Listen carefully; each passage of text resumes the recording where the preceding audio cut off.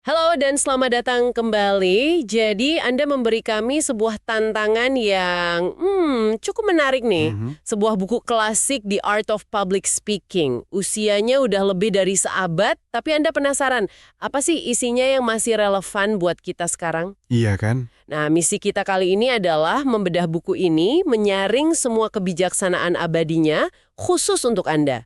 Kita akan gali sama-sama dari fondasi mental sampai ke teknik-teknik yang paling jitu. Dan ini yang menarik kan, kita sekarang hidup di zaman Zoom, TikTok, presentasi apa ya? Cuma 15 detik. Betul, serba cepat. Tapi buku ini seolah menarik kita kembali ke akarnya. Ternyata, teknologi boleh berubah, tapi psikologi audiens, cara manusia terhubung, cara mereka diyakinkan, itu nggak banyak berubah. Makin krusial. Kayak kompas di tengah badai digital gitu. Oke. Mari kita langsung bedah bab pertamanya. Saya kira jujur ya, buku ini bakal langsung ngajarin cara ngatur napas atau posisi berdiri. Ternyata bukan ya. Salah total, buku ini justru mulai dari sesuatu yang jauh lebih dalam. Dari dalam diri kita, ada 3 fondasi utama yang jadi pegangan. Yang pertama, dan ini langsung menohok saya, Apa tuh? Anda harus punya sesuatu yang orisinil untuk dikatakan. Pelatihan katanya cuma bisa bikin kita jadi mesin penyampai pesan orang lain. Ini poin yang sering banget dilewatkan. Orang sibuk ikut kursus public speaking buat moles bungkusnya, tapi lupa nyiapin isinya. Nah, itu dia. Pertanyaan pertama yang harusnya kita tanyain itu bukan gimana cara saya ngomong, tapi saya punya sesuatu yang layak diomongin nggak? Kalau enggak, semua teknik di dunia pun nggak akan nolong. Betul sekali. Jadi masalahnya bukan di mulut yang kaku, tapi di kepala yang mungkin masih kosong. Itu intinya ya. Tepat. Terus fondasi kedua adalah penguasaan diri. Kalimatnya agak puitis sih. Keinginan harus berkuasa atas pikiran, perasaan, dan kekuatan fisik Anda. Maksudnya itu.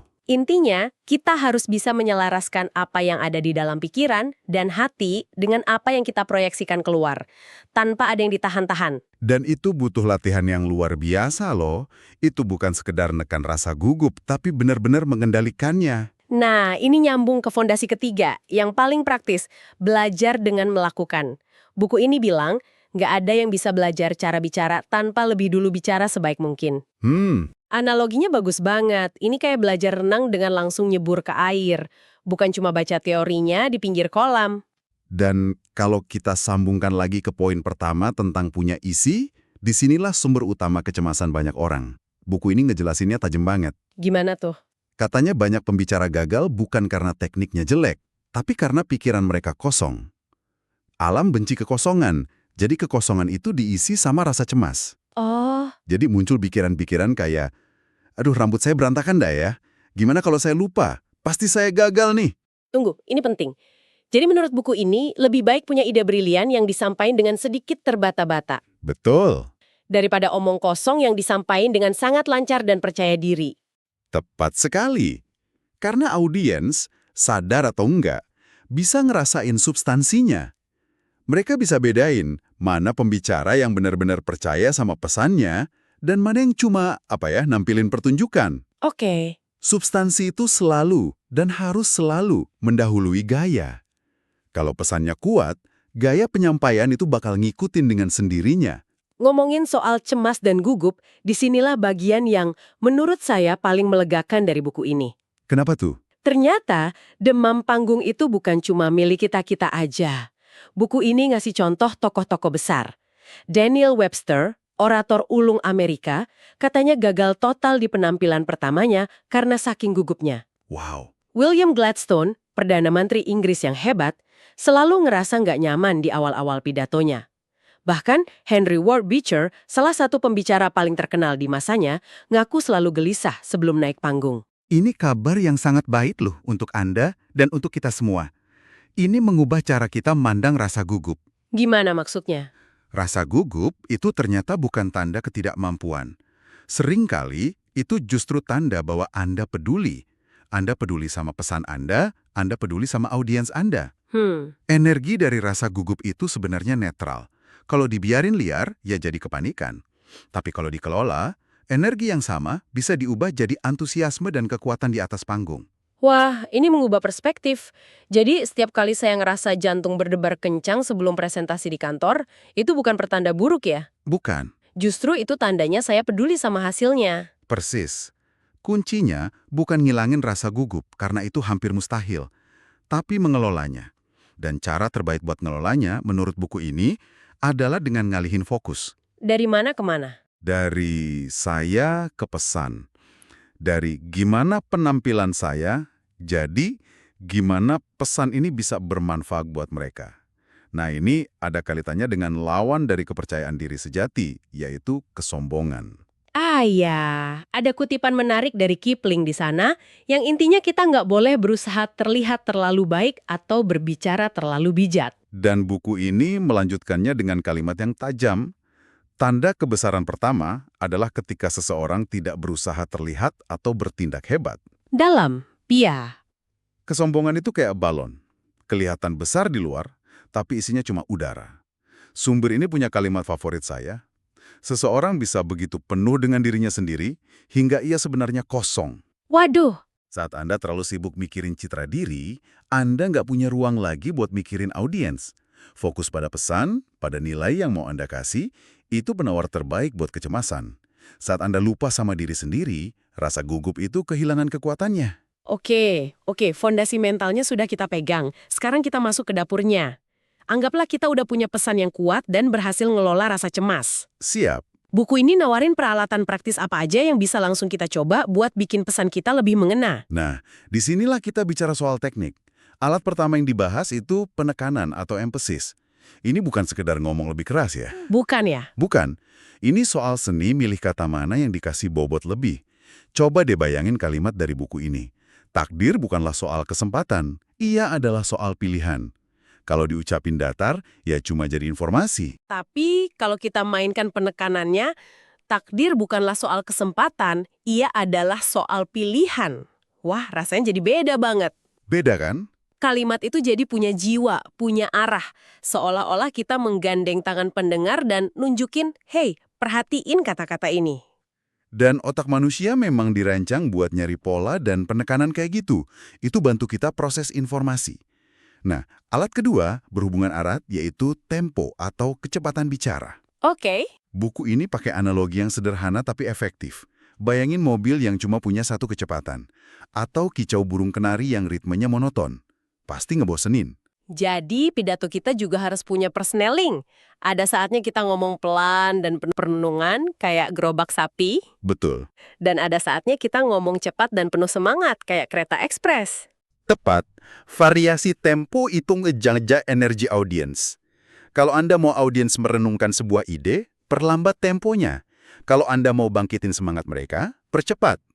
Ini bukan cuma soal cepat atau lambat, tapi juga soal ritme. Kayak musik. Nah, ini membawa kita pada alat ketiga, yang menurut buku ini mungkin yang paling kuat, tapi paling sering diabaikan.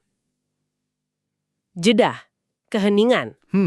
Terus terang, saya sering ngerasa kalau saya diam sejenak di tengah presentasi, audiens bakal ngira saya lupa materi. Ada ketakutan akan keheningan itu. Ketakutan itu sangat manusiawi. Tapi buku ini justru bilang, jeda adalah senjata rahasia Anda. Senjata rahasia. Iya. Ada analogi doa petani yang indah banget di sini. Tuhan, jangan kirim kami hujan deras yang langsung mengalir ke sungai.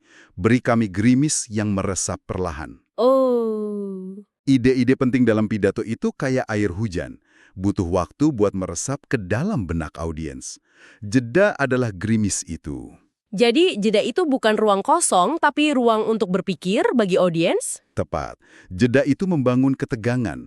Kayak dalam cerita Sherlock Holmes, kita nikmatin misterinya justru karena kita harus nunggu jawabannya kan? Iya. Ketika seorang pembicara berhenti sejenak sebelum ngungkapin poin kunci, seluruh audiens secara naluriah bakal mencondongkan tubuh ke depan, menunggu.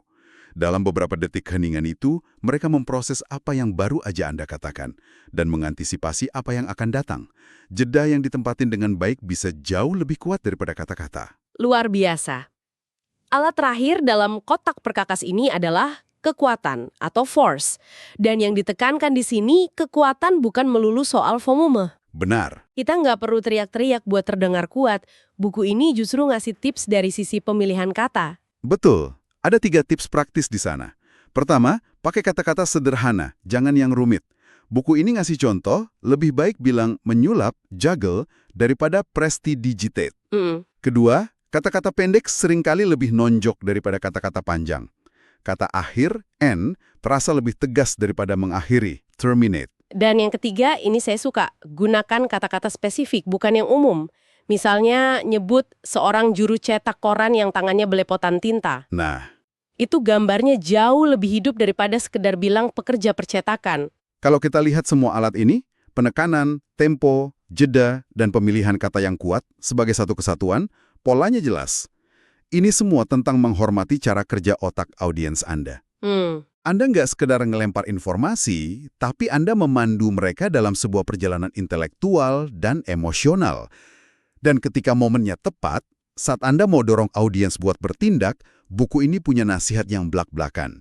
Jangan takut pakai dinamit. Sampaikan pesan Anda dengan segenap kekuatan dan keyakinan yang Anda miliki. Semua teknik ini kedengarannya sangat berguna, tapi kayaknya ada satu lapisan lagi di atas semua itu. Ada satu bahan rahasia yang menurut buku ini nggak bisa dipelajari atau dipalsukan. Iya, dan ini adalah puncaknya. Bahan rahasia itu adalah perasaan yang tulus. Buku ini mengutip Emerson. Tidak ada hal besar yang pernah dicapai tanpa antusiasme. Oke. Teknik itu kerangkanya, tapi antusiasme adalah nyawanya. Antusiasme yang lahir dari keyakinan yang mendalam kan? Bukan sekedar semangat yang dibuat-buat. Ada satu cerita di buku ini yang benar-benar ngegambarin poin ini dengan sangat kuat. Cerita tentang pertemuan membahas home rule itu ya? Betul.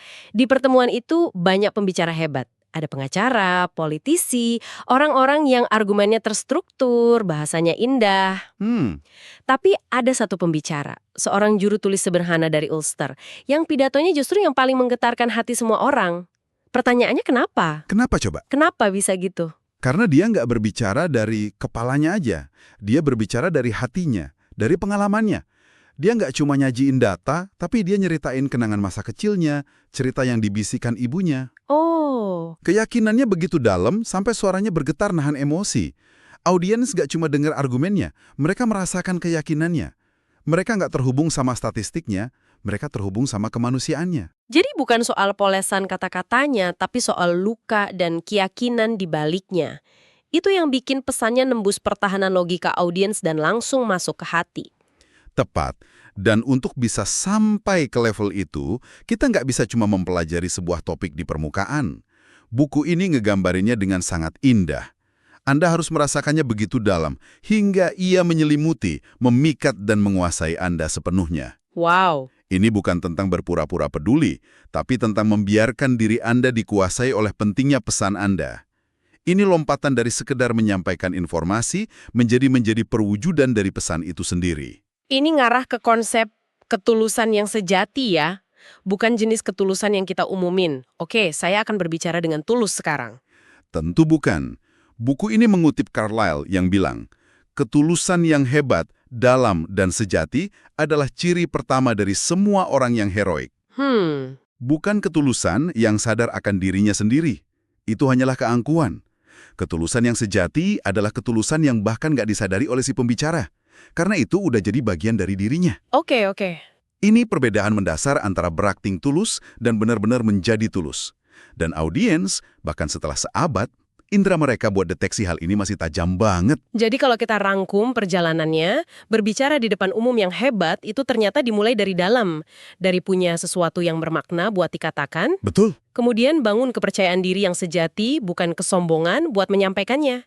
Terus kita kuasai perangkat teknis kayak penekanan, tempo, dan jeda buat ngebentuk pesan itu. Iya. Dan pada akhirnya kita suntikkan semua itu dengan antusiasme yang lahir dari ketulusan yang paling dalam. Sebuah perjalanan dari dalam keluar. Persis. Buku ini ditulis di era podium kayu dan aula pertemuan. Tapi kebijaksanaannya abadi. Sekarang, mari kita tarik kebijaksanaan itu ke dunia Anda. Silakan. Saya mau ninggalin Anda dengan satu pemikiran buat direnungkan. Di dunia komunikasi digital kita yang serba cepat ini, di mana jeda sering dianggap sebagai sinyal internet yang jelek atau lagging, Benar banget. dan pidato yang berapi-api bisa dengan mudah dilewati dengan sekali scroll, gimana caranya Anda bisa menerapkan prinsip jeda yang kuat dan antusiasme yang tulus untuk benar-benar terhubung? Bukan cuma sekedar ngirim informasi. Pertanyaan yang bagus. Di mana letak acres of diamonds atau tambang berlian Anda dalam cara Anda berkomunikasi setiap hari? Baik itu dalam email, rapat Zoom, atau bahkan saat ngobrol dengan keluarga.